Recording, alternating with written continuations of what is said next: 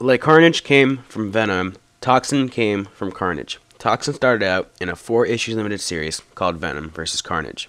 In this 4-issue limited series, it shows how and where Toxin was created. It includes both Spider-Man and the Black Cat. Both play a big role in the story.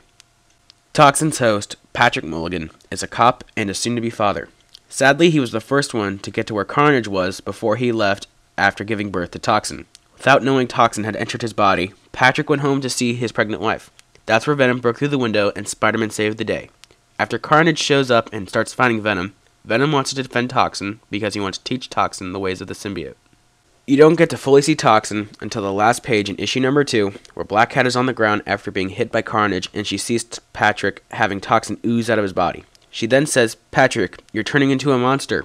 You then look to the next and last page of issue 2, and you see Toxin for the first time saying, "Don't blame me, it's in the genes."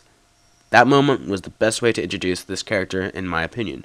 The series goes on with Toxin denying Venom, so Venom and Carnage team up to destroy Toxin. Soon enough, at the end, Toxin does not only take down Carnage, but Venom as well. Patrick Mulligan is freaked out that he lost control, and he fears for the worst. Spider-Man luckily talked him down and told him that he can control it, and use it for good, like he does with his superpowers. This is how Spider-Man becomes his role model. After the fight, Patrick decides that the Toxin symbiote is too dangerous around a newborn baby and his wife. He leaves her and starts a new life.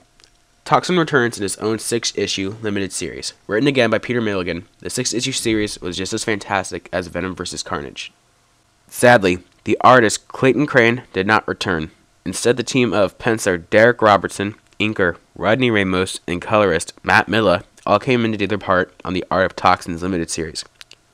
The story is about Patrick Mulligan dealing with Toxin. Toxin is still a child and doesn't know much about the world. He steals and acts immature. The fact that Patrick has to put up with this drives him crazy, and at one point he tries to commit suicide.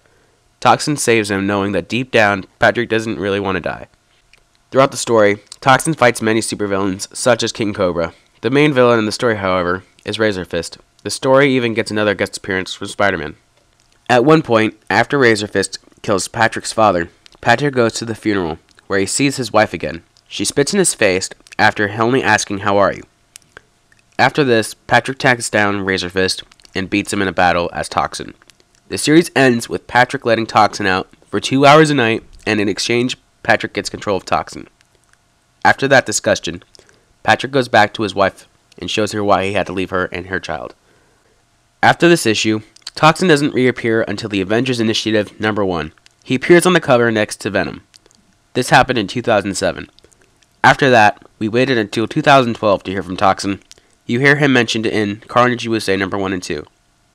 You see a picture of Toxin on a screen in Carnage #1, and you read his name mentioned in issue #2. After this, in Venom #12, you see Toxin again. Disappointingly, Patrick Mulligan is out of the picture, and you only see the Toxin symbiote. Jack-O-Lantern, Venom's main villain, puts Toxin in a cup and finally gets away from Venom after Flash finally gets control. As happy as I am to see Toxin again, I am deeply disappointed that Patrick Mulligan is no longer with Toxin, especially since we didn't get to know him that well. We literally only read 10 comic book issues, and already they are separated. I really wish that Toxin and Patrick Mulligan had their own series. I think he really deserves it, since he is just so different from any other symbiote. I like the idea that he lives inside the body and not just on it. His story was clever, and in many ways, he became one of my favorite characters despite his short time in the Marvel Universe. What do you think about Toxin? Let me know in the comments below. Ask me any question, and be sure to tune in my show, Talking Comics, where I bring comic book news and reviews. I'm your host, Tavik17. Thank you for watching my show. See you next time.